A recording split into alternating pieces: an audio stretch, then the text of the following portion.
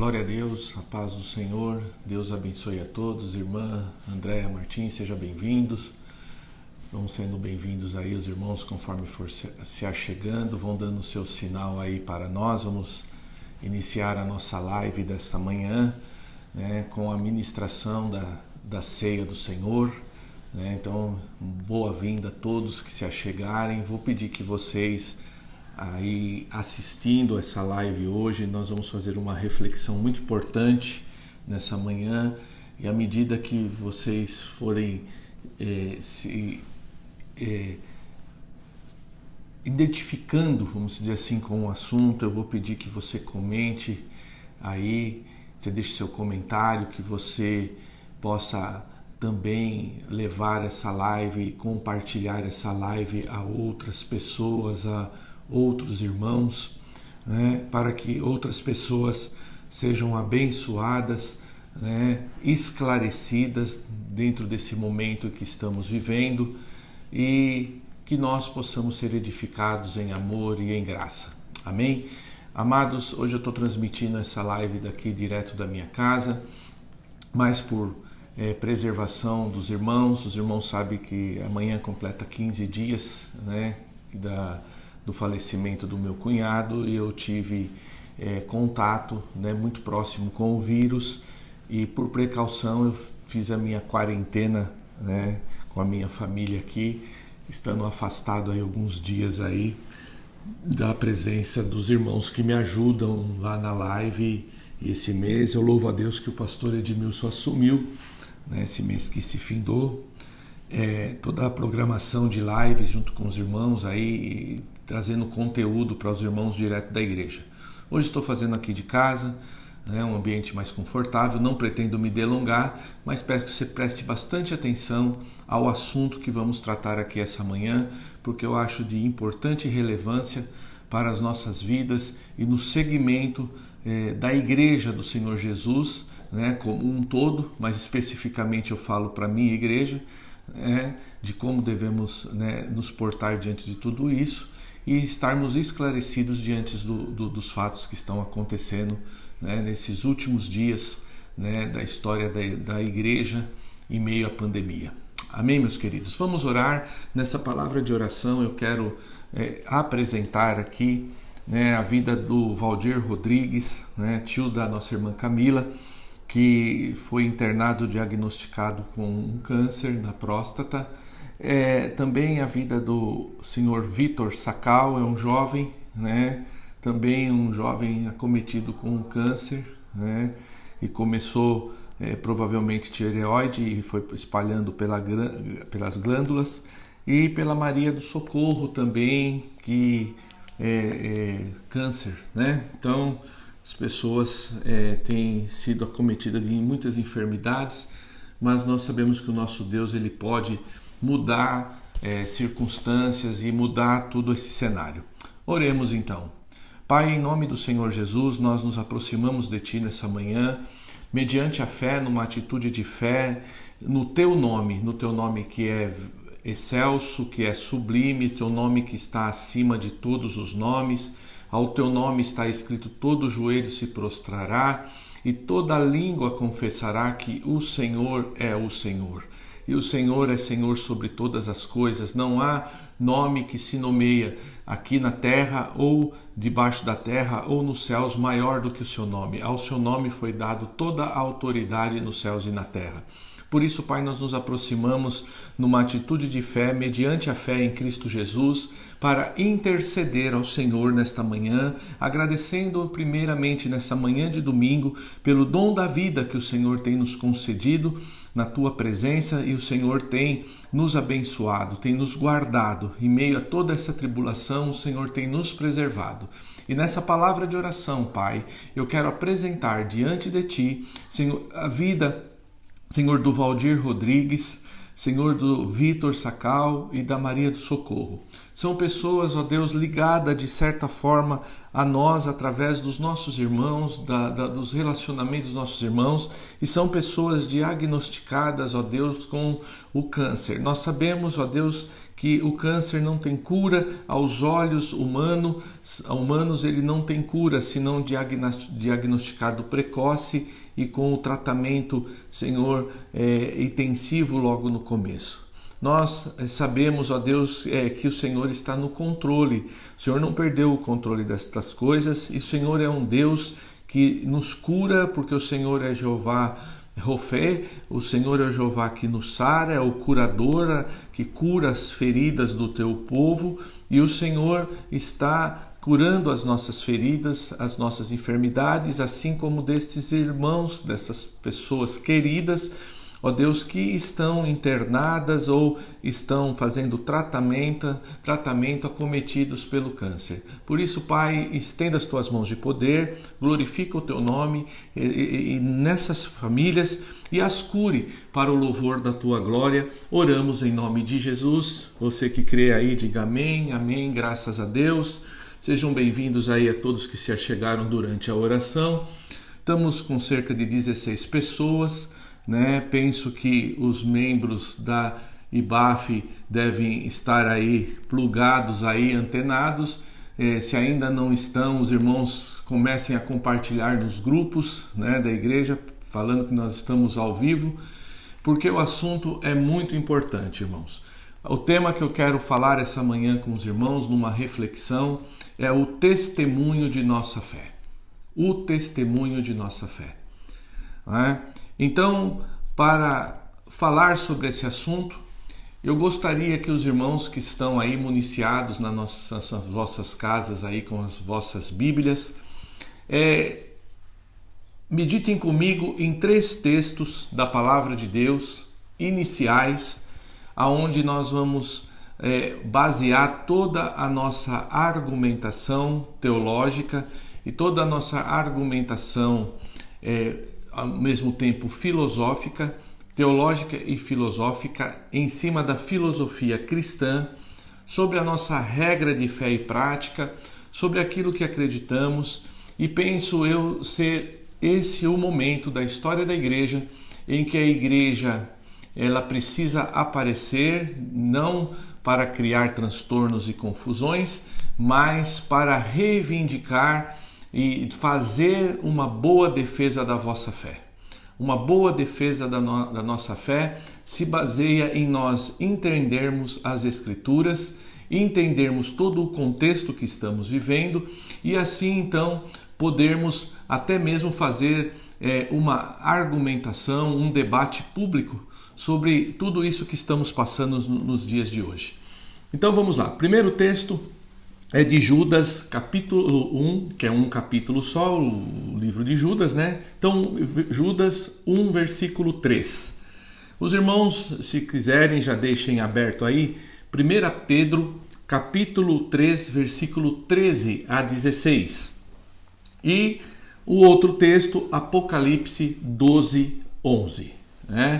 Então, enquanto os irmãos estão achando aí, estou vendo muita gente aí, que muito tempo eu não via, Andréia Martins, a Ellen Carvalho, pessoas que de alguma forma sempre estiveram ligadas à nossa história de vida e ministério, e é muito bom tê-los aqui conosco juntamente com os irmãos. A Alessandra Carletti, que entrou agora, com seu esposo, sejam bem-vindos, irmã Rosário, enfim, todos vocês que estão aí, não dá para nomear, mas eu gostaria que isso for o assunto que eu tratar aqui for de relevância, você compartilhe isso, você divulgue isso e você fique atento que isso nós vamos subir para o YouTube também depois. O Ednelson não vai editar, só vai dar uma ajustada no conteúdo aí e vai subir para o YouTube também para ficar como documento, porque tudo que nós falamos vira documento, serve de prova a favor ou contra nós, e de maneira nenhuma eu quero produzir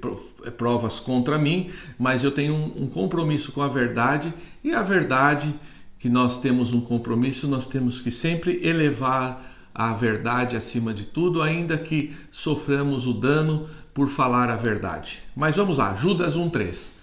Amados, procurando eu escrever-vos com toda a diligência acerca da salvação comum, tive por necessidade escrever-vos e exortar-vos a batalhar pela fé que uma vez foi dada aos santos.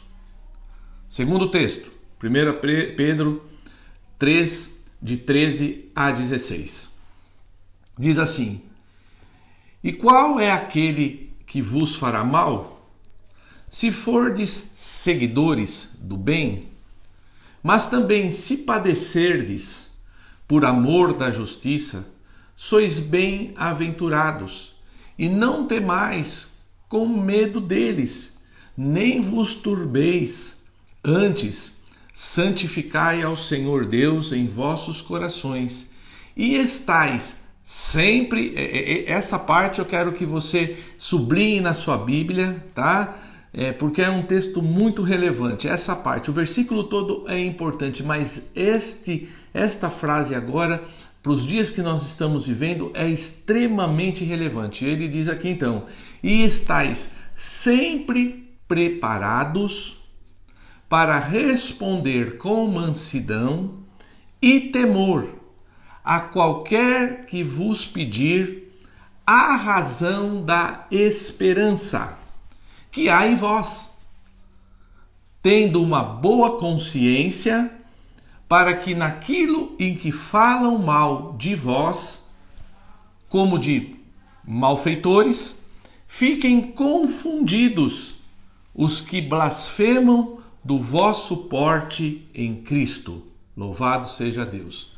Terceiro texto, Apocalipse 12, 11. E eles o venceram pelo sangue do Cordeiro e pela palavra do seu testemunho, e não amaram as suas vidas até a morte. Vou repetir. E eles o venceram pelo sangue do Cordeiro e pela palavra do seu testemunho, e não amaram as suas vidas até a morte. Deus abençoe a leitura dessa palavra. Vamos lá então, irmãos, vamos passear um pouco e explanar um pouco esses versículos que lemos e contextualizá-los com o que estamos vivendo hoje, como igreja, né, do Senhor Jesus aqui na terra.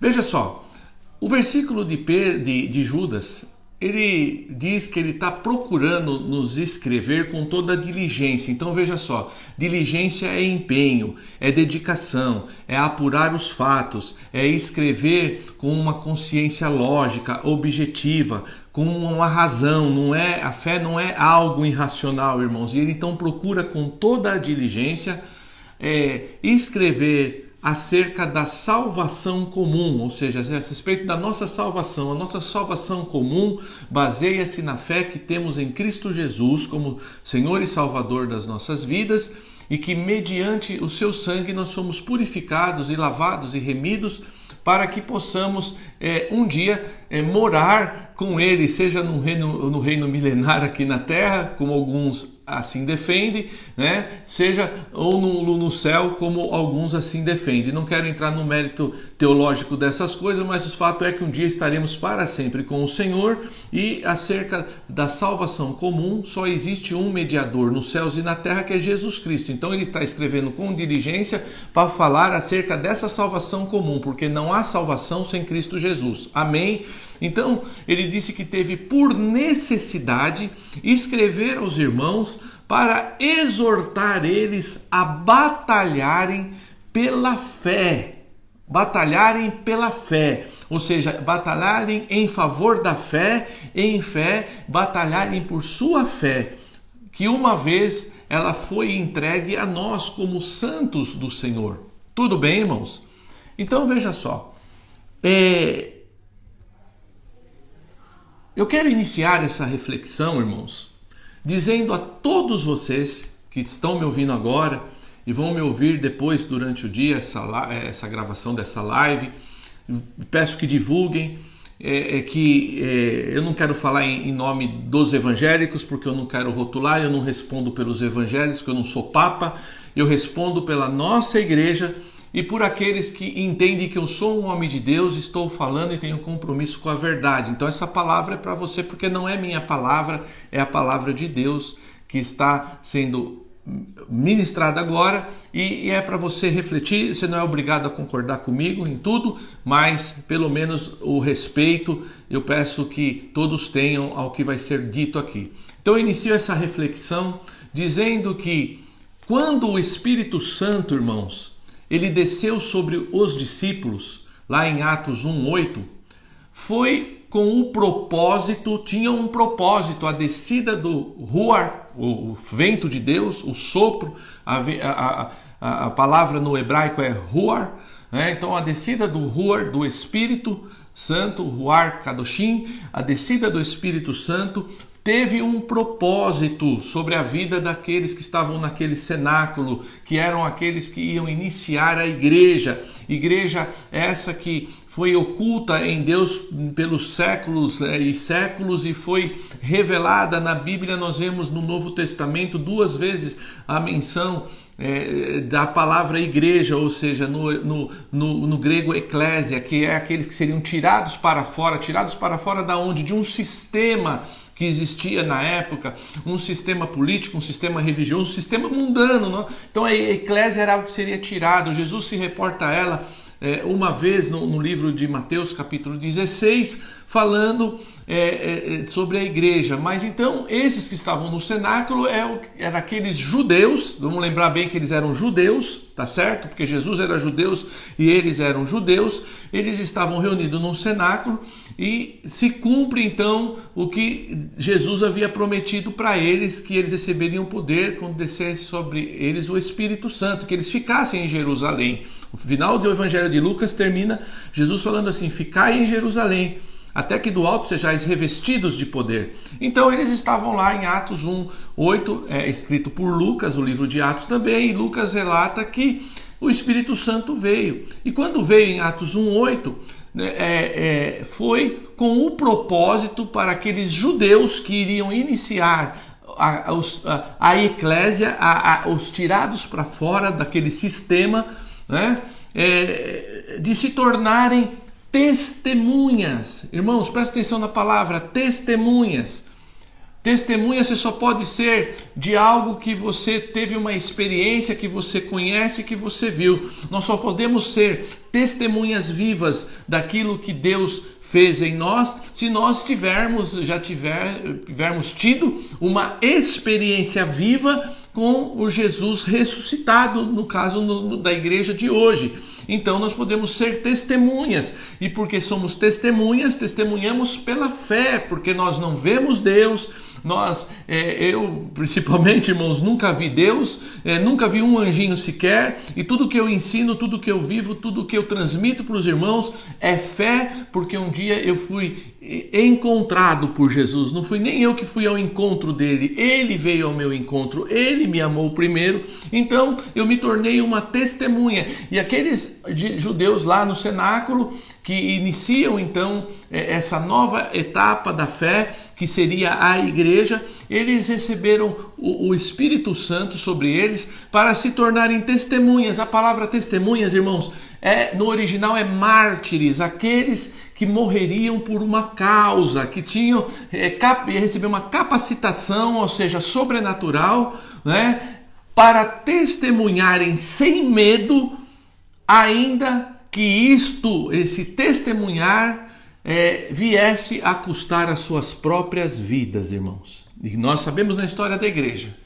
quantos que pela fé morreram defendendo a fé, defendendo aquilo que eles acreditavam, defendendo aquilo que Deus fez na vida deles. Ou seja, eles não estavam defendendo uma religião, porque não existia nem placa denominacional nessa época. Aqueles que serviam a Yeshua, a Jesus, a Bíblia fala em Atos que eram o caminho, os que estavam no caminho, ok? Então, esse é o primeiro ponto dessa reflexão, que o Espírito Santo nos capacita para sermos mártires, ou seja, testemunhas. Não podemos ser testemunhas oculares do passado, porque nós não vivemos na época, mas somos testemunhas pela fé. de que Deus mudou as nossas vidas, transformou através da pessoa de Yeshua. Ele mudou as nossas vidas, mudou o nosso coração, mudou o nosso modo de viver. E por isso nós testemunhamos aquilo que Deus fez na nossa vida. E hoje todos aqueles que testemunham a mesma coisa fazem parte desse corpo de Cristo, chamado igreja, denominada assim igreja. Igreja onde estiverem um ou dois reunidos em meu nome, eu ali estou presente no meio deles. Então, quórum mínimo para ser uma igreja é 2 pessoas, Agora, quando você está sozinho, eu sou uma participante da igreja e o Espírito Santo que habita em mim, ele faz quórum comigo. Então, eu não sou a igreja na totalidade, mas eu faço parte da igreja, porque sou templo e morada do Espírito Santo, assim como você. Pois bem, segundo coisa que eu quero dizer para estabelecer bem os fundamentos aqui. Que de maneira nenhuma, irmãos, quero ser parcial, ou seja, ir para algum lado, a qualquer opinião desses 2 lados, porque hoje nós vivemos uma polarização aqui no nosso país, uma polarização política, e por causa dessa polarização política, nós que temos a fé em Deus, só por expressar a nossa fé em Deus, automaticamente associam a nossa imagem com a direita desse país, e aí eu vejo muitos irmãos até na internet que são adeptos da esquerda se degladiando às vezes com irmãos que são da direita, e isso me trouxe há alguns meses atrás um problema sério com uma irmã muito amada, que eu por bobagem fui postar, olha, lamentável, os irmãos brigando por causa de política na internet, e virou um furdunço. Eu devia ter ficado quieto, porque eu não sou pastor dela, é verdade, então não teria que falar com ela, porque se fosse falaria, porque eu não admito ninguém da minha igreja discutindo política e quebrando os laços de fraternidade em Cristo por causa de politicagem ou política. Porém, eu preciso dizer para vocês que essa minha fala não tem nada a ver com política.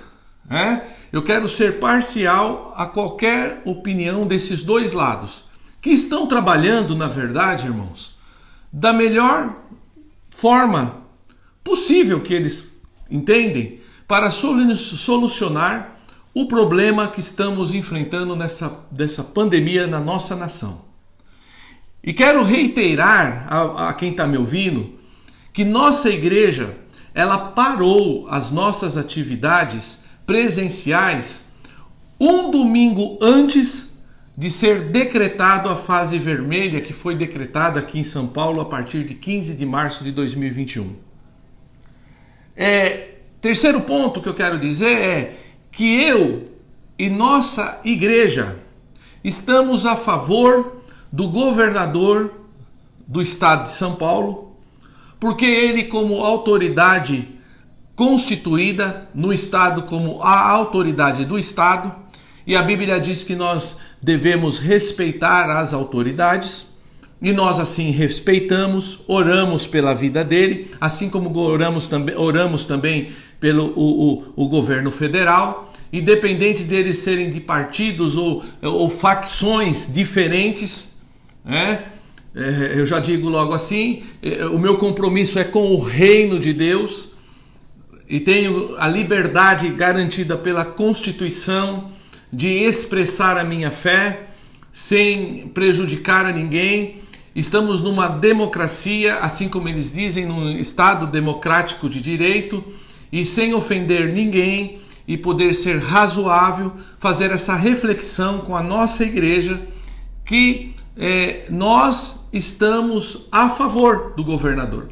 Se ele diz que é para ficar fechado, assim ficaremos fechados. Nós estamos desde o dia 14, o decreto passou a vigorar a partir do dia 15. Os irmãos são minha testemunha, que desde o dia 14 nós estamos fechados com as nossas atividades presenciais. Então, se ele disse que é para permanecermos fechados, então fechados permaneceremos. Porém, irmãos, eu quero deixar claro que a igreja, em hipótese nenhuma, pode ficar omissa. Omissa, sabe o que é omissão? É achar que nada tem a ver com ela. A igreja, em hipótese nenhuma, pode ficar omissa ao debate público, irmãos, porque nos é garantido pela Constituição do país a liberdade de culto, assim como expressar a nossa fé. E devo dizer que a prática religiosa, ela é atividade essencial, sim, nos dias que estamos vivendo, irmãos. Eu trabalho na área da saúde, no hospital, na área administrativa, mas trabalho já desde 2012. O pastor Edmilson trabalha com médicos há muitos anos como representação farmacêutica, e houve muitos médicos falando dentro desse cenário que estamos vivendo. Nós não estamos brincando com a pandemia, irmãos. Nós não estamos levando à revelia a questão da pandemia no nosso país. Nós temos consciência. Ao contrário do que muitos dizem, nós não somos um povo ignorante, ou seja, que não tem conhecimento. Louvado seja Deus, né? Os irmãos da nossa igreja, eu vou falar da nossa, mas sei que no corpo de Cristo, né, os irmãos são todos formados, a grande maioria tem formação, advogados, médicos, pastores. Eu, como pastor, irmãos, eu sou teólogo, eu tenho curso de teologia, irmãos, eu sou bacharelado em teologia. Então, e fora isso, a gente estuda a vida inteira para poder ter um equilíbrio e a nossa fé ser expressada de uma forma racional, não é algo irracional, algo que não traga entendimento. Ninguém é maluco aqui. Então, porém, nós não podemos achar que nós não somos atividade essencial para o país. Se a própria Constituição diz que é essencial, nós somos atividade essencial. Quantas pessoas estão sofrendo hoje, doentes, psicologicamente falando, emocionalmente falando, que isso desencadeou de março de 2020 para cá, por causa do isolamento social que estamos vivendo, irmãos.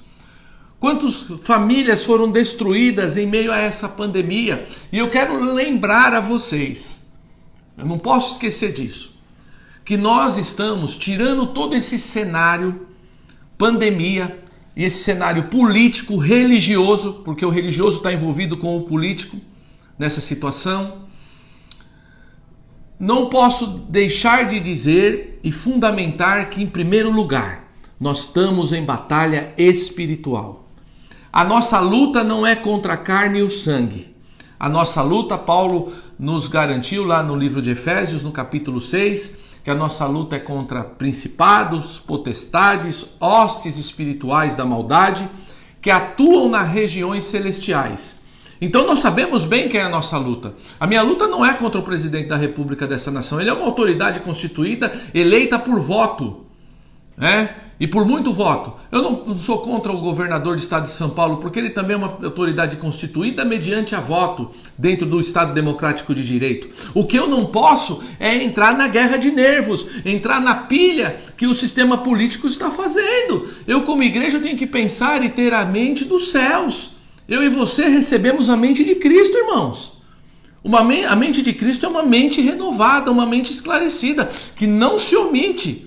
Nós não queremos nos omitir da verdade que está acontecendo nesse país. E nós não somos loucos e acharmos que estamos querendo que as pessoas morram dessa doença. Eu perdi uma pessoa muito querida há 15 dias atrás. O meu cunhado, crente, um bom pai, um bom marido, um bom amigo. A gente está enlutado, estamos vivendo o nosso luto ainda. Então, eu tenho que ser a favor daquilo que defende a vida. A igreja é a favor da vida, irmãos. Nós não somos a favor da morte. Porém, nós precisamos entender que Satanás está arquitetando por trás dessa situação, e isso tem... E a arquitetura dele por trás dessa situação é causar na igreja o esfriamento espiritual e deixar você, crente, vulnerável, enfraquecido espiritualmente, porque a razão de ser igreja é a comunhão, É onde estiverem 2 ou 3 reunidos em nome dele, ele está ali presente. A razão de ser da igreja desde Atos capítulo 2, a partir do versículo 40, lá fala que eles perseveravam unânimes na doutrina dos apóstolos, na comunhão e no partir do pão. Então a comunhão é importante, e nós vemos crentes de 2020 para cá enfraquecidos e sem comunhão, primeiramente com os irmãos. E se não tem comunhão com os irmãos, não adianta falar que tem comunhão com Deus, porque escrito está, não sou eu que estou dizendo, que aquele que diz que tem comunhão com seus irmãos, mas não tem comunhão com Deus, a comunhão desse tal não é verdadeira. Se não é verdadeira, é o que, irmãos? É mentira! Então, fundamentando esses 4 pontos aqui, né? Que eu não quero ser parcial, e não estou sendo parcial a lado A, lado B, eu sou parcial com a Bíblia. O que a palavra de Deus diz, o que a Torá, a instrução de Deus diz, eu concordo com ela, de Gênesis a Apocalipse, porque toda a Escritura é divinamente inspirada por Deus para redarguir, para ensinar e para exortar o homem na justiça. Então, eu acredito em toda a Bíblia, toda a instrução de Deus. Então, veja só, não quero ser parcial, nossa igreja está a favor do governador do estado de São Paulo, porém, nós precisamos não nos omitir do debate público. E eu preciso orientar vocês que por trás de tudo isso existe a artimanha de Satanás com o objetivo de enfraquecer a igreja, enfraquecer o corpo de Cristo, e com isso... Nessa situação toda, irmãos, eu quero, antes de passar uma situação aqui para os irmãos de estatísticas, né? Que até inclusive essa parte de estatística eu peguei com o nosso amado pastor Lamartine Pozella, que fez uma live na sexta-feira muito interessante sobre a história da igreja agora, a igreja em meio à pandemia. 26 minutos, 28 de live, se você puder depois procurar e ouvir, eu achei que foi muito pertinente a palavra do pastor Lamartine. Mas eu quero dizer aos irmãos, veja só, que eu li um texto, né, também de 1 Pedro, né, e eu quero fazer uma base aqui para argumentar mais ainda a minha fala dentro desse texto agora, especificamente de 1 Pedro, tá? Diz assim: a Bíblia exorta todos os crentes a ficarem prontos para responder a quem pedir a razão da nossa fé. No final eu vou mostrar um áudio para você de alguém inquirindo publicamente a razão da minha fé. E faço votos, eu sou pequenininho, mas faria votos que esse vídeo chegasse para ele e que ele tivesse interesse pelo menos de ouvir e pegar esses versículos e ir na Bíblia, porque ele deve ter uma Bíblia, né? E ver se eu estou falando tem a ver com a Bíblia ou não. Porque ele inquiriu a razão da minha fé. Então eu estou dando a resposta da razão da minha fé. Então a Bíblia nos exorta todos os crentes a ficarem prontos para responder a quem pedir a razão da nossa fé. Em 1 Pedro 3,15, o termo grego para responder é apologia. A palavra apologia deriva desse termo grego, apologia, que é uma desculpa, né? Mas no grego original ele inclui a ideia de apresentar evidências. Então, quando pedem a razão da nossa fé, nós precisamos apresentar a razão da nossa fé mostrando evidências para as pessoas, ok? O ponto é claro. Eu e você, nós precisamos estar prontos para oferecer evidências convincentes em relação ao que acreditamos. Isso requer um pensamento lógico, ok? Não é irracional, né? A fé ela é racional. Romanos 12 fala sobre isso, né? A fé tem a razão de existir. Ninguém tem aqui uma fé cega. Que você fala que você tem uma fé cega em Jesus, eu vou falar, então você é igual aos fariseus, condutor cego. Não, a fé enxerga. Eu tenho visão, eu sei de onde eu vim, eu sei para onde está indo e sei para onde pretendo não levar, mas apontar o meu povo, o povo que me acompanha, a gente aponta o caminho dos céus. Agora, se eles vão a seguir esse caminho, é problema de cada um, mas a gente só aponta o caminho da salvação. A verdade é essa, né? Então, veja só, precisamos estar prontos para oferecer evidências convincentes em relação ao que acreditamos. Isso requer, então, um pensamento lógico. Por falar nisso, você e eu poderia fazer o seguinte, olha só. Se um amigo estivesse lutando para encontrar a verdade ou um colega desafiasse o seu sistema de crença, você poderia oferecer evidências suficientes para uma defesa convincente? É uma pergunta. Você teria argumentos suficientes para oferecer uma defesa convincente? Vale a pena considerar isso seriamente, meus queridos, pois faz parte da prova de que é uma testemunha calma num mundo que gira loucamente fora do eixo. Você tem que ser uma testemunha clara num mundo que gira loucamente, todo descompassado. Irmãos, a gente fica como um cego em tiroteio, a verdade é, dentro do que o mundo está girando. Primeiro eles falam que você pode abrir, depois você tem que fechar. Até sexta-feira não teria mais as rodadas dos campeonatos. Agora, a partir de hoje tem, ontem já teve, pode ser à noite depois das 8. O que estava suspendido para Brasília esse final de semana, os jogos, vai ter os jogos. Então cada um fala uma coisa, é uma guerra de poder de dois lados, né, para ver quem manda mais. Vamos ver quem manda mais. É um jogo de vaidades, às vezes, a leitura que eu faço. Você não precisa fazer essa leitura, isso é pensamento meu. Mas pensamentos lógicos para tempos corruptos, irmãos. Nós estamos vivendo tempos corruptos. É só você ligar o jornal, você vê a corrupção deslavada, descarada, em meio a um sistema maligno dentro da pandemia, que as pessoas até deixam de dar a vacina e jogam a seringa cheia com o composto da vacina dentro do lixo e não deu na senhora a vacina de 70 e poucos anos, irmãos. Isso saiu na mídia ontem. Então eu não quero entrar por esse mérito, porque a live precisa ser curta hoje, eu preciso ministrar a ceia. Precisamos então, irmãos, de mais cristãos que pensem de direito, como Paulo, o apóstolo Paulo pensava, né?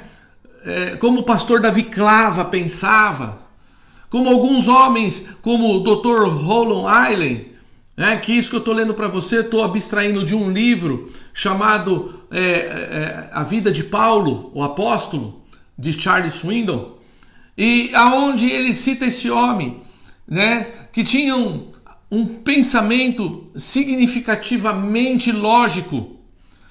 Palavras lógicas são ditas por mentes que a sociedade insiste em torcer, alterar, distorcer e comprometer a verdade.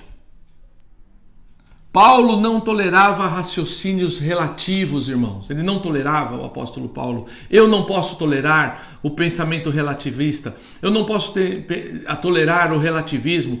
A gente não somos relativo. A verdade de Deus não é relativa, ela é absoluta. A minha verdade sim pode ser relativa, você pode contestar. Mas a verdade da palavra que diz que eu tenho que defender a razão da minha fé, ser lógico nela, isso não pode ser contestado, meu querido. A igreja não pode ser contestada nisso. Então, ele não tolerava o raciocínio relativo nele mesmo ou em outros.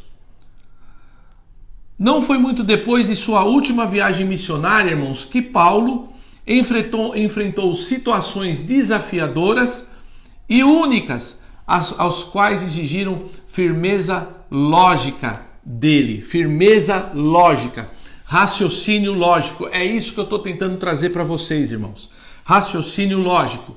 Então vamos lá. O que mais me assusta em meio a tudo que estamos vivendo e vou salientar a vocês, irmãos, que a minha preocupação maior é que as consequências da pandemia será sim e está sendo a apostasia.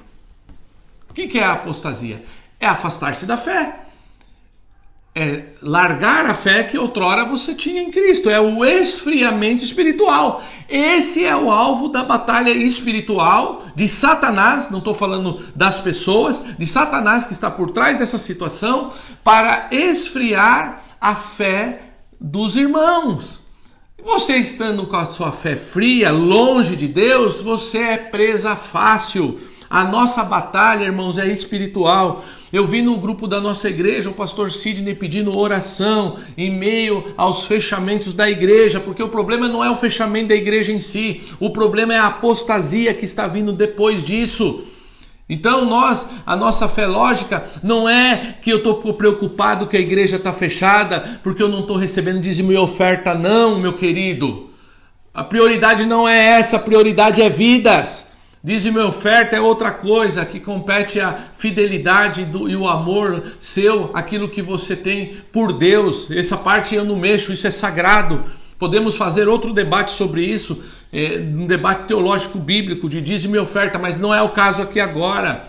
Eu não estou preocupado com essa questão, porque a igreja está fechada, as portas fechadas, ela pode vir a fechar, embora vou te mostrar aqui em pesquisas algumas coisas aqui, que já existe a apostasia. Veja só, o pastor Lamartine Prozella, ele trouxe em sua live do dia 9/4, irmãos, dados do Instituto Gallup, que são, ao meu ver, alarmantes.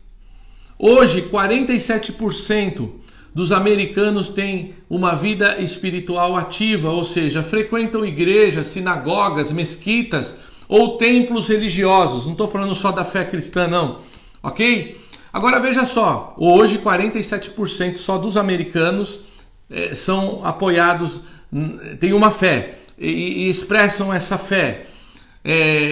Coisa que está então para baixo já dos 50%, irmão, já está em 47%. Aqueles americanos que ainda expressam a sua fé, de alguma forma. Em 1999, essa pesquisa diz que 70% dos americanos, eles expressavam a sua fé, em 1999. 2018, esse número caiu para 50%. E agora, 2021, 47%.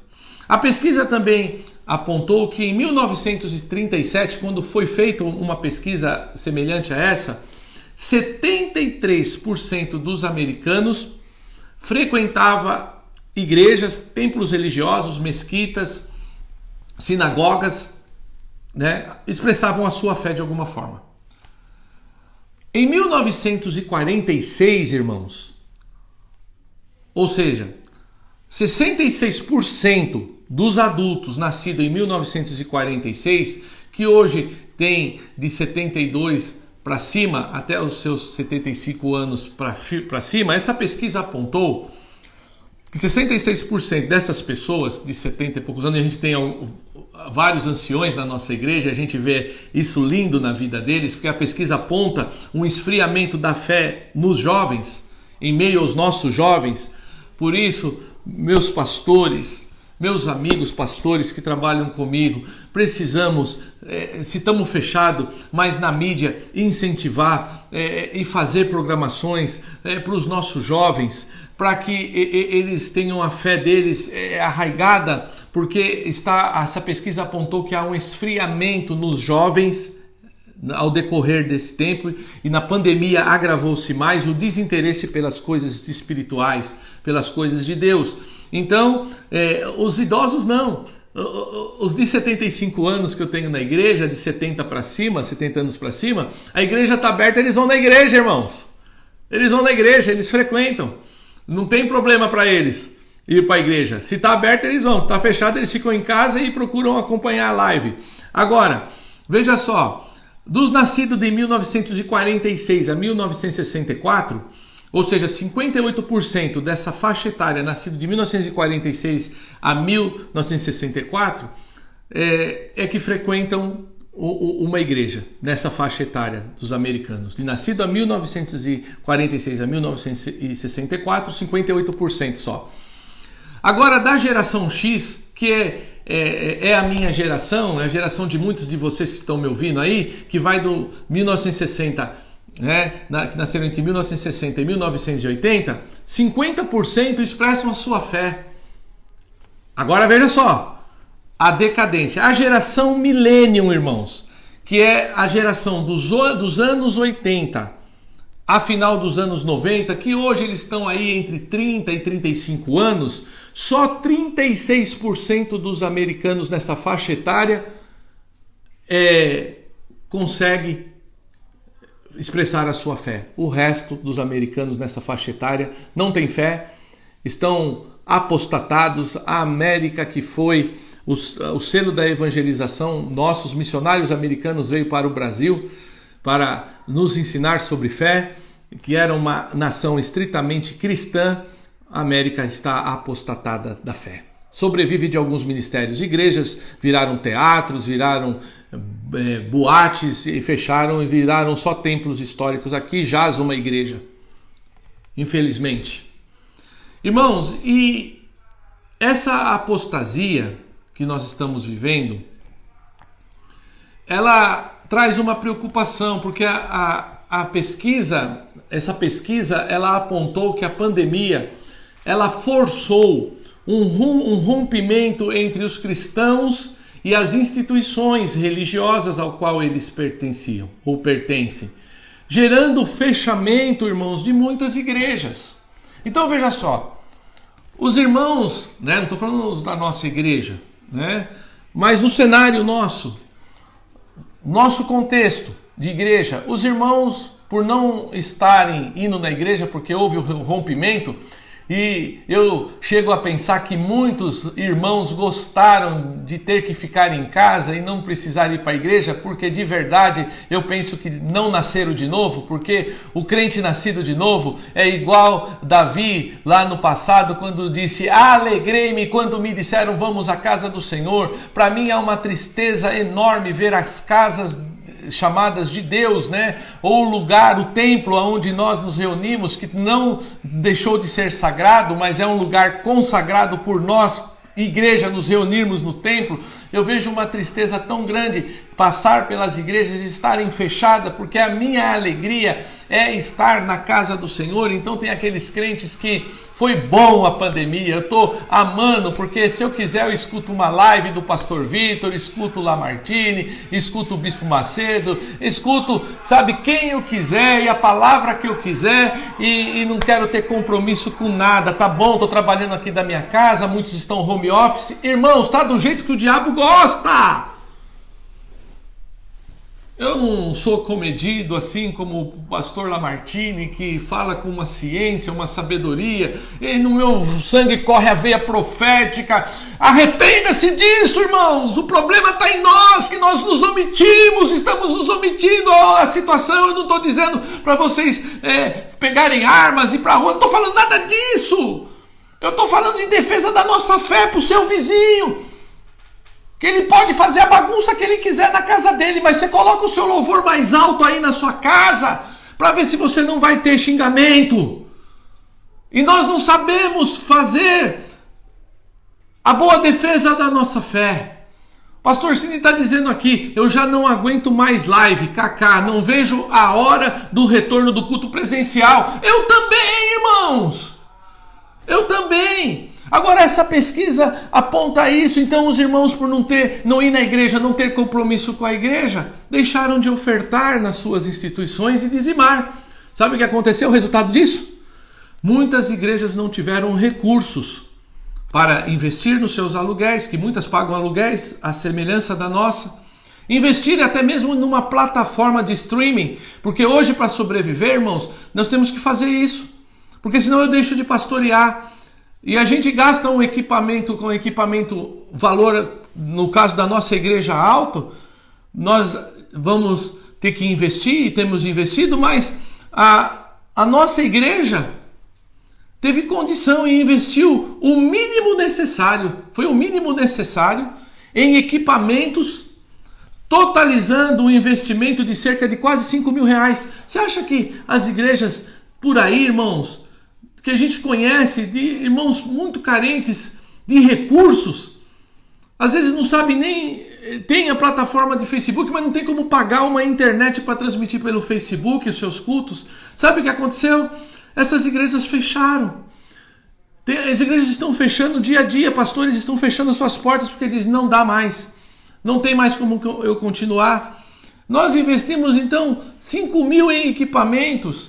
Irmãos, eu louvo a Deus que tivemos esta condição, vocês nos deram essa condição, mas garanto que muitas igrejas não têm e não tiveram e estão deixando de existir. Igreja que eu falo, partículas do corpo de Cristo que se reuniam como igrejas, homens de fé, homens que nós amamos, que ensinam o evangelho, não tiveram condição de continuar. Isso me entristece, irmãos, porque Satanás está ganhando corpo com isso. Quando uma igreja fecha, aquele lugar onde aquela igreja foi constituída, aquela região ficou vulnerável no reino do Espírito, porque a força saiu dali. Se você tem visão de batalha espiritual, sabe do que eu estou dizendo. A igreja, foi dada autoridade à igreja.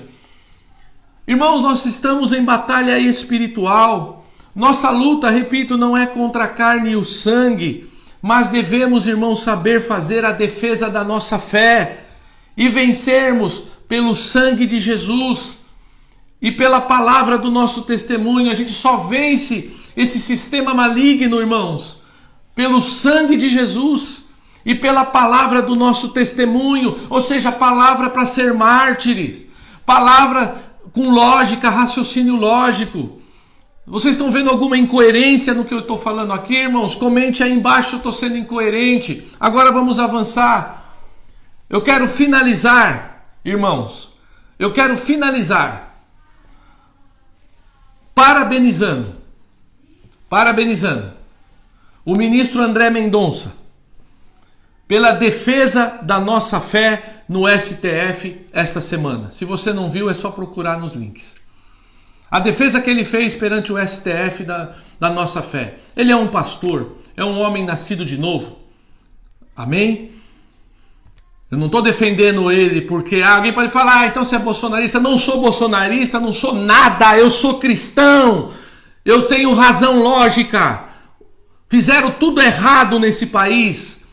Agora, se fecha as igrejas, mas vai ver os trens, os metrôs lotado, abarrotado e ônibus abarrotado. Será que é só a igreja que os irmãos vão e nós fazemos todo um protocolo de segurança? Será que é só na igreja que nós pegamos esse vírus? Então você vê que a batalha é espiritual, sim. E quero que vocês entrem comigo em oração para que esse principado caia em nome de Jesus. Veja só, e ao mesmo tempo, essa live minha, como uma reflexão para você, é a minha resposta, se é que vai chegar a esse repórter chamado Fernando, da CBN, que perguntou, e vai aí a minha resposta. Primeiro, a minha resposta vai à argumentação dele. Fernando disse, abre aspas, faço uma pergunta a você que é cristão. Então ele fez para mim. Você concorda com esta frase que o ministro André Mendonça fez? O cristão não está disposto a matar, está disposto a morrer pela sua fé. E aí ele termina, assunto aqui é saúde, não é religiosidade. Fecha as aspas, ponto. Eu peço encarecidamente 20 minutos mais da sua atenção, que eu vou colocar aqui a reportagem da CBN esta semana. A Isa está saindo, está acompanhando e tem mais informações. Isa, boa tarde. A Isa está saindo, está acompanhando e tem mais informações. Isa, boa tarde. Oi, Fernando, muito boa tarde a você e a todos. Olha, o Supremo Tribunal Federal julga agora a ação que trata da liberação, melhor dizendo, de missas e cultos no momento mais crítico da pandemia. O tema é polêmico e envolve divergência entre ministros dentro da corte. A expectativa é que o plenário pacifique o assunto e forme um único entendimento sobre o assunto. Só que a sessão, Fernando, tem sido marcada por diversas referências a trechos da Bíblia, tanto por parte do advogado-geral da União, André Mendonça, que é pastor, quanto por representantes de associações religiosas que falaram como amigos da corte. O AGU, André Mendonça, disse que não se trata de um debate entre vida e morte, porque todos os cristãos defendem a vida, seguindo a linha defendida pelo presidente Jair Bolsonaro, que já disse que quer no Supremo Tribunal Federal um ministro terrivelmente evangélico. André Mendonça, que é pastor, frisou que fiéis estão dispostos a morrer pela fé e falou em discriminação dos atos de fé. Vamos ouvi-lo. A Constituição brasileira não compactua com o fechamento absoluto e a proibição das atividades religiosas. Não compactua com a discriminação das manifestações públicas de fé. Não há cristianismo sem a casa de Deus. Não há cristianismo sem o dia do Senhor.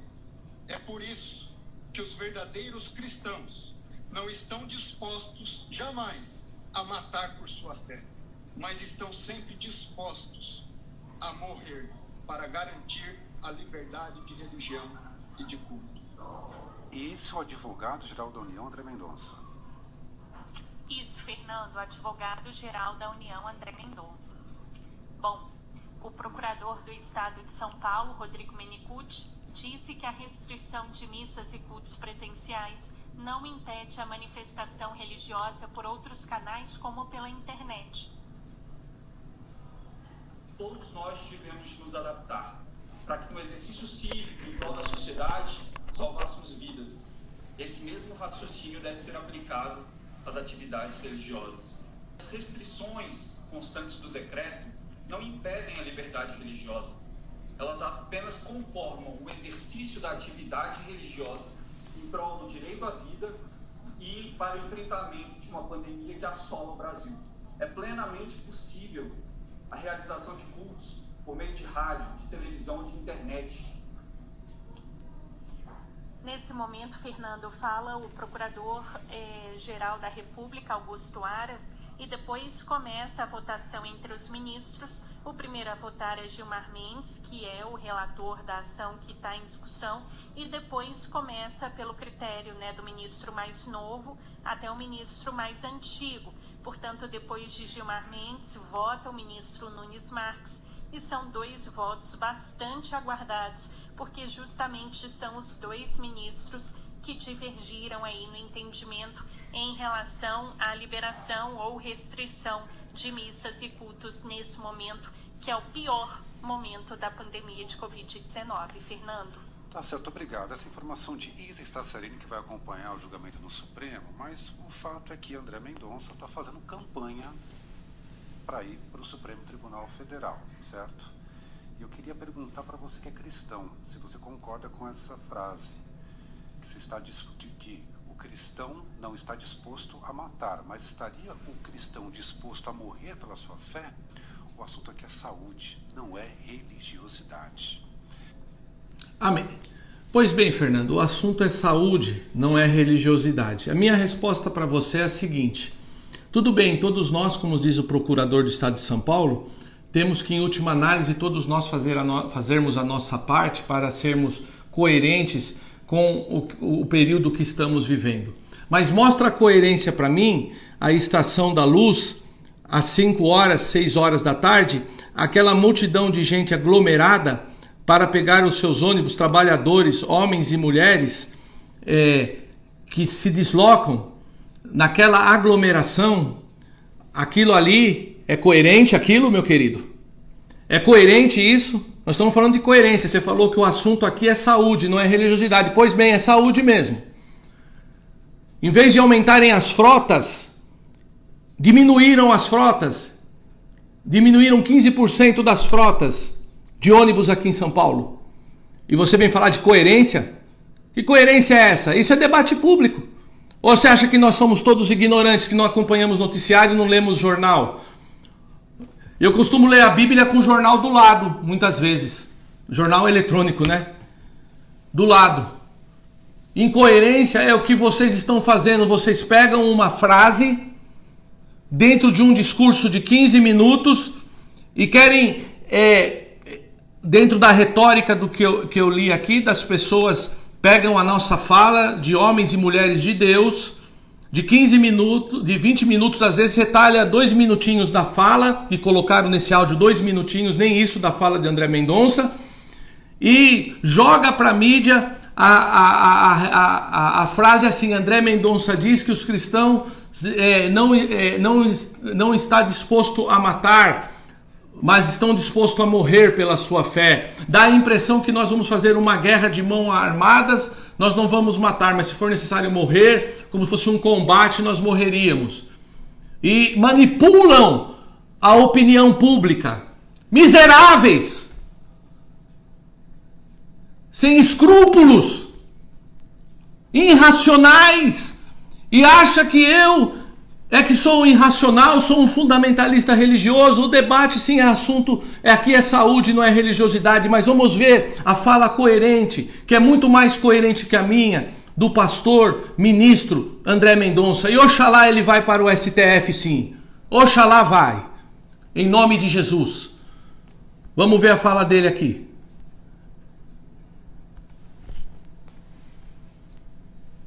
Os irmãos só aguardem um minutinho para a fala carregar aqui, vocês vão ouvir. Excelentíssimo senhor presidente do Supremo Tribunal Federal, ministro Luiz Fux, excelentíssimo senhor relator da presente ADPF, ministro Gilmar Mendes, excelentíssimas senhoras ministras Carmen Lúcia e Rosa Weber, excelentíssimos senhores ministros também do Supremo Tribunal Federal, permitam-me cumprimentá-los na pessoa do decano, ministro Marco Aurélio, excelentíssimo senhor Procurador-Geral da República, doutor Augusto Aras, senhores advogados e doutora Carmen, nossa secretária do plenário do Supremo Tribunal Federal.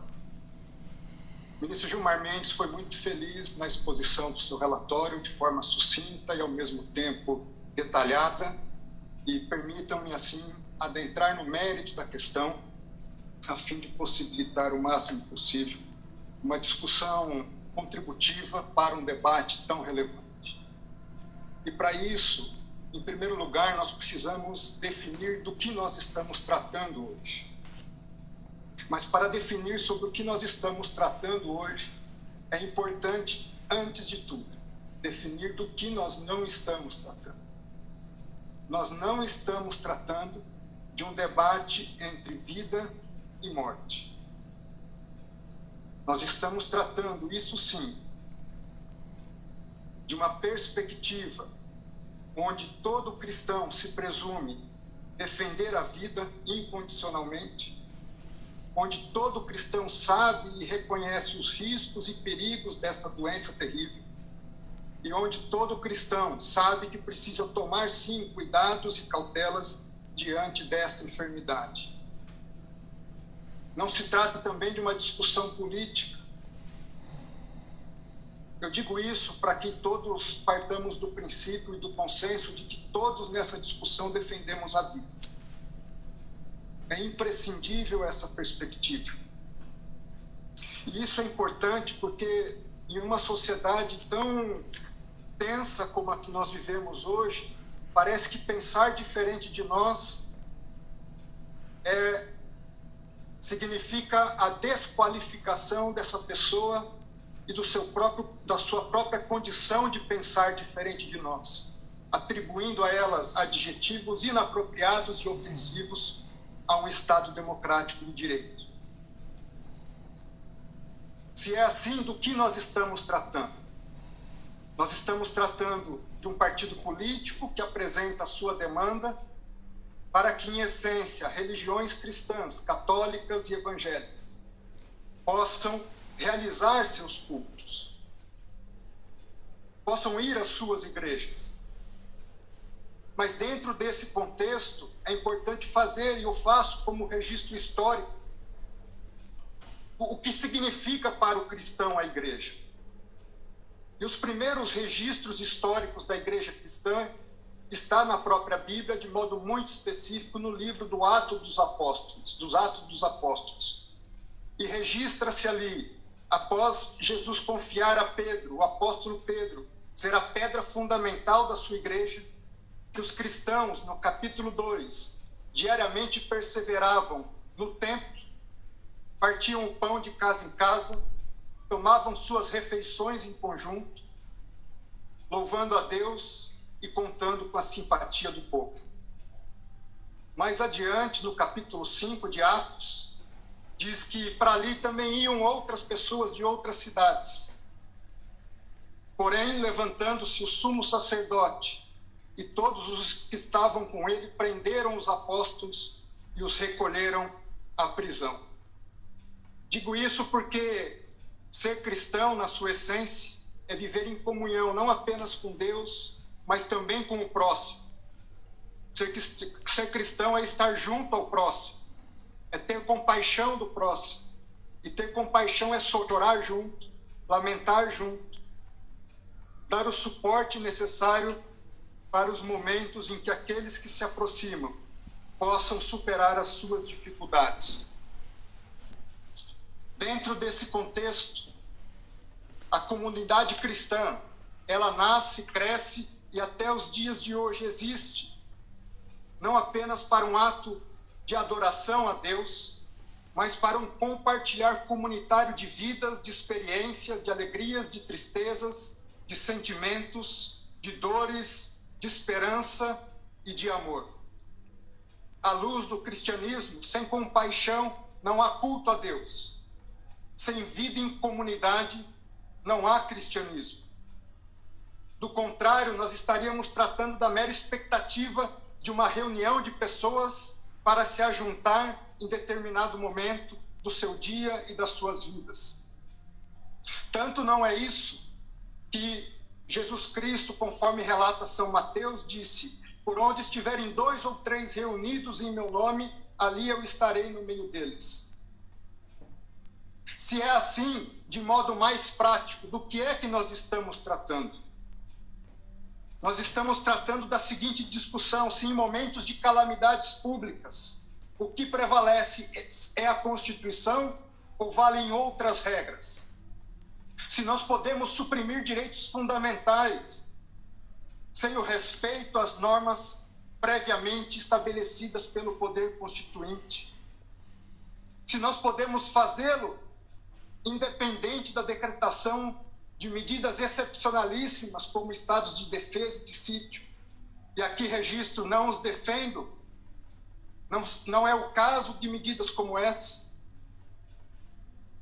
A verdade é que sabemos sim que o Supremo Tribunal Federal delegou aos estados o poder de estabelecer medidas restritivas às atividades da comunidade. Mas até que ponto essa delegação foi um cheque em branco? O governador e o prefeito pode fazer qualquer medida sem sequer passar pelo poder legislativo local? Não existe controle? Não se tem que respeitar proporcionalidade? Não se impedem medidas autoritárias e arbitrárias? Se autoriza a rasgar a Constituição? Se autoriza a prender um vendedor de água ambulante e espancá-lo no meio da rua? Enquanto em grandes supermercados isso é feito legitimamente? Por que o pobre não pode vender bens de primeira necessidade? Por que uma pessoa não pode praticar o esporte na sua praia e seguir para a sua casa, onde pessoas, mulheres e jovens estão sendo presas? Até que ponto? Até quando? Até quando medidas abusivas? Até quando polícias, guardas municipais agredindo cidadãos e trabalhadores, sacando suas armas, simplesmente porque estão trabalhando? Isso que foi autorizado? Eu tenho certeza que não foi isso. Eu tenho certeza que há limites e que o Supremo Tribunal Federal não deu um cheque em branco a governadores e a prefeitos. Dentro desse contexto, permitam-me fazer um parêntese. Não só agressões a trabalhadores, medidas de toque de recolher. Medida de toque de recolher é incompatível com o Estado democrático de direito. Medida de toque de recolher não é medida de prevenção à doença. é medida de repressão própria a estados autoritários.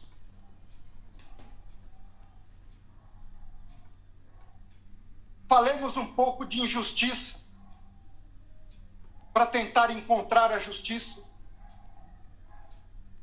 Tanto é injusto fechar-se templos e atividades religiosas, que a Suprema Corte dos Estados Unidos, em 2 precedentes, disse isso ser inconstitucional. Um deles citado brilhantemente pelo ministro Gilmar Mendes. E o segundo que trata de medidas adotadas pelo Estado da Califórnia, onde disse a Suprema Corte dos Estados Unidos em um dos seus votos: há 4 razões alegadas pelo Estado para proibir os atos religiosos. Em primeiro lugar, a alta interação entre pessoas. Segundo, proximidade física. Terceiro, permanência em períodos longos no mesmo local. Quarto, haver atividades de canto religioso. Diz a Suprema Corte: ninguém duvida que esses fatores podem aumentar o risco. Ninguém duvida que há um interesse público em diminuir esse risco. Essa Corte diz: não está negligenciando o sofrimento que muitos experimentam na pandemia. Porém, o Estado da Califórnia se equivocou na medida em que sugere que esses 4 fatores estão sempre presentes na atividade religiosa, ou sempre ausentes em outras atividades seculares que a sua regulação permite. O Estado da Califórnia não buscou explicar por que não poderia enfrentar essas preocupações legítimas com regras mais brandas do que o banimento completo dos cultos. Em segundo lugar, vamos comparar situações fáticas similares. Como estão nossos ônibus, nossos trens, nosso transporte aéreo? Nossas secretárias do lar continuam passando 1h30, 2 horas em ônibus, trens e metrôs superlotados para estarem nos servindo em nossos lares. Hoje nós vamos pegar um avião, tomamos cautela ao entrar no aeroporto, na fila do saguão do aeroporto, mantemos distanciamento e sentamos como uma lata de sardinha, um colado no outro, dentro dos aviões. Foram impedidas reuniões presenciais de trabalho. Os governadores fecharam os sindicatos para suas reuniões, fecharam as associações, fecharam-se partidos políticos. Por que somente as igrejas? Por que essa discriminação? As igrejas, segundo a OMS, o Brasil é o campeão mundial em transtornos de ansiedade. Segundo lugar no mundo em transtornos depressivos que podem levar ao suicídio. E diante de uma situação como essa, artigo publicado no jornal da Associação Americana de Medicina Psiquiátrica diz que suicídio e coronavírus fazem a tempestade perfeita.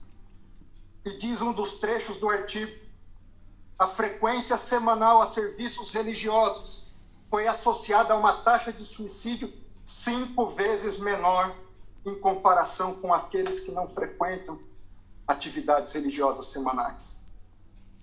No Japão, aumento de 70% no número de suicídios de mulheres em outubro de 2020. Só que, diferentemente de Japão e Estados Unidos, o pobre brasileiro não pode pagar psicólogo. Muitas das vezes é o padre, é o pastor, que está em locais onde o Estado sequer se faz presente.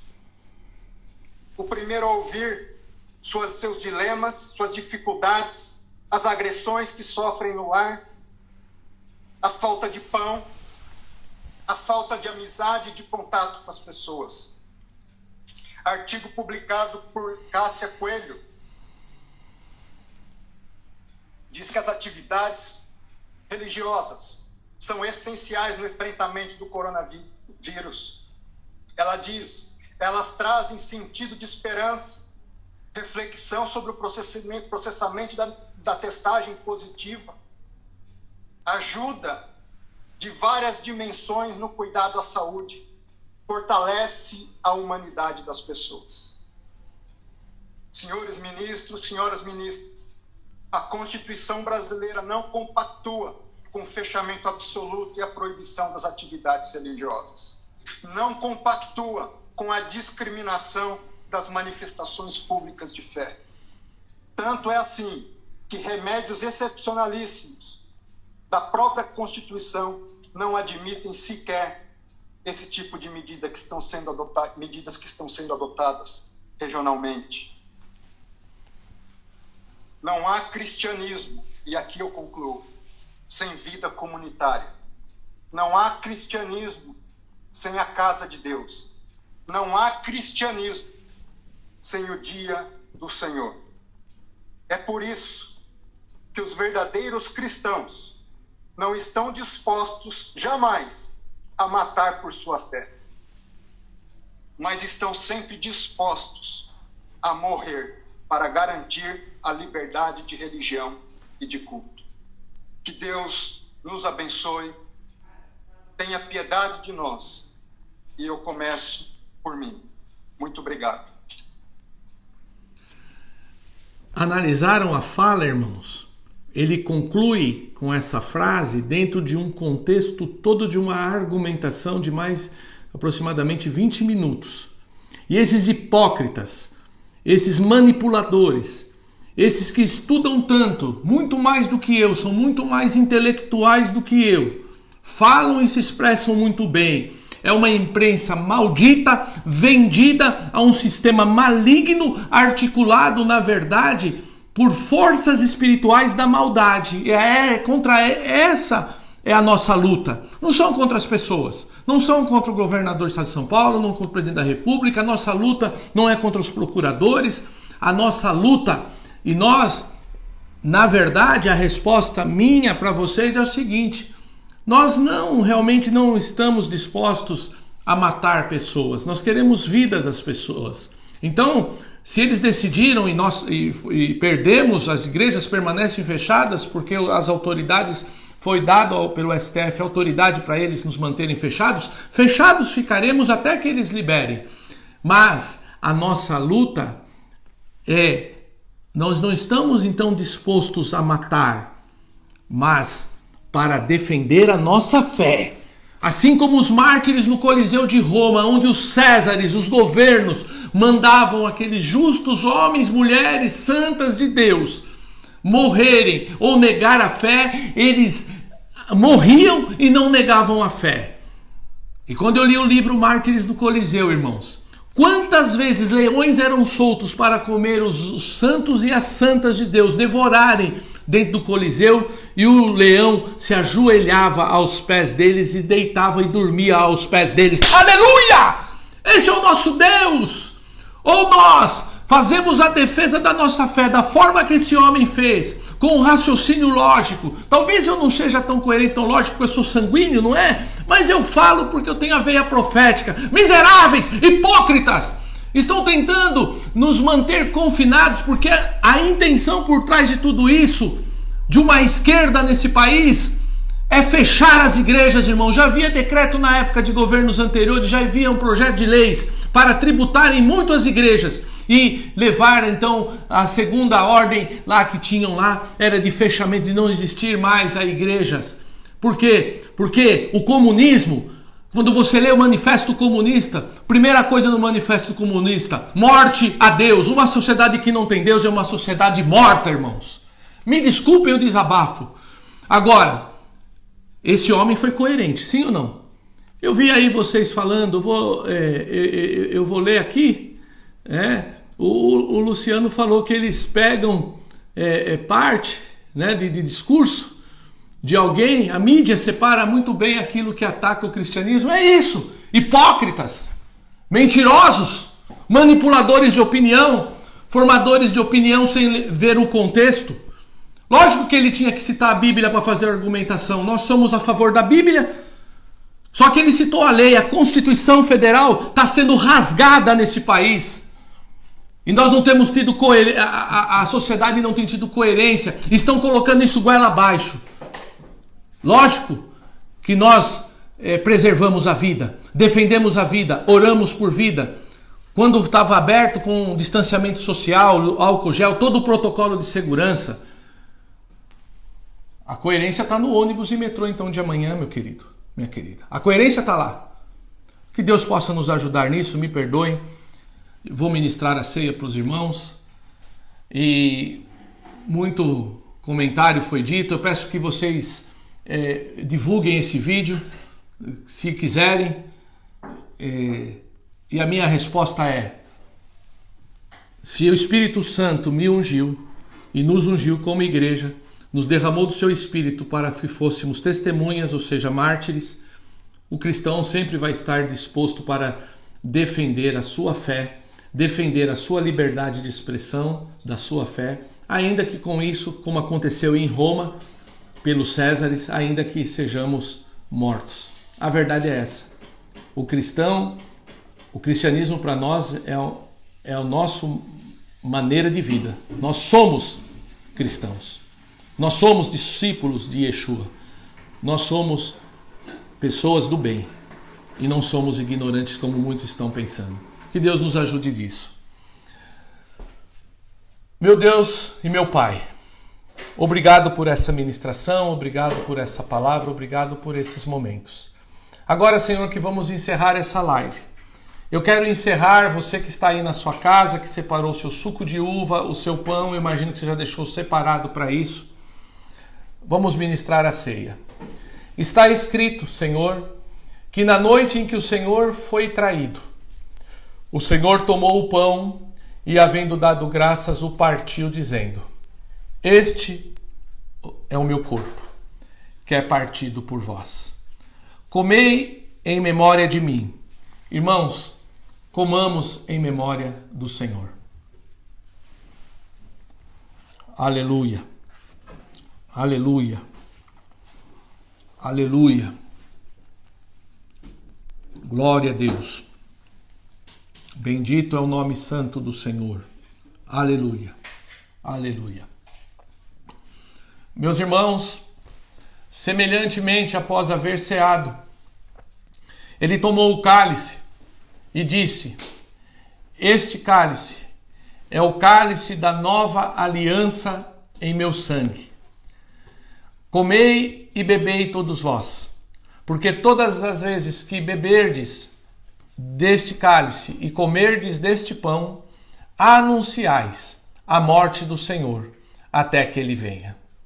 Senhor, nós bebemos desse suco de uva que representa o teu sangue, assim como comemos do pão que representa o teu corpo, que é em memória do Senhor. Nós fazemos isso em tua memória e, através disso, recebemos saúde e fortalecimento na nossa vida, porque aquele que não come do teu corpo e não bebe do teu sangue, o Senhor mesmo disse que não tem parte contigo. Nós, com esse ato, renovamos a nossa fé, renovamos a nossa aliança e dizemos, Pai, que está tudo bem com o nosso coração. Embora parece que eu estava irritado aqui, não é irritação. É indignação por aquilo tudo que Satanás tem tentado plantar na mente das pessoas. E infelizmente, Senhor, muitos crentes estão sendo cauterizados e levados por essa ordem ou essa nova ordem que ela é mundial, para tentar primeiramente minar a fé e acabar com a fé cristã. Nós continuaremos firmes, Senhor, e entendendo que o Senhor é o autor da vida e o seu reino milenar logo virá, Pai. E o reino messiânico nós estaremos como igreja lá, reinando com o Senhor, para a glória do teu nome. Bebamos em memória do Senhor.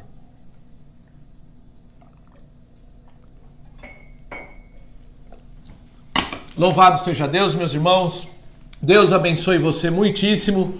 Perdoe aí a minha empolgação, a minha indignação, mas tem coisas que eu realmente não consigo me conter. Eu sou assim e Deus me criou assim.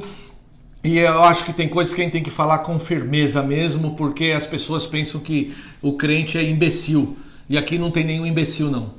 E aí na sua casa também não tem nenhum imbecil aí, não. Você é intelectualizado, é esclarecido na palavra, você tem homens e mulheres de Deus te ensinando nessa pátria a ser um crente racional, não irracional. O que eu falei aqui não tem nenhuma irracionalidade. A indignação é pura e simples contra Satanás, que tem articulado por trás das cortinas toda essa situação que temos vivido. A pandemia está aí, mas Satanás está por trás, usando tudo isso em favor dele para destruir a igreja. Quem tem ouvidos, ouça e se posicione. Batalha espiritual, jejum, oração, consagração e humilhação. Eu louvo a Deus pela cura do Senhor na vida da irmã Jaqueline, a nossa missionária. Está liberta da Covid, minha irmã está liberta da Covid junto com os meus sobrinhos. Louvado seja o nome do Eterno. Fiquem na paz, um ótimo domingo, Deus os abençoe. E domingo que vem eu estarei da nossa igreja, da sede da nossa igreja, ministrando a live de lá. E que logo possamos estar liberados, né, para exercer a nossa liberdade de culto, porque nessa semana o STF resolveu rasgar a Constituição brasileira, não respeitando esse direito garantido pela Constituição Federal às leis do país. Deus abençoe, fiquem na paz, Deus os abençoe.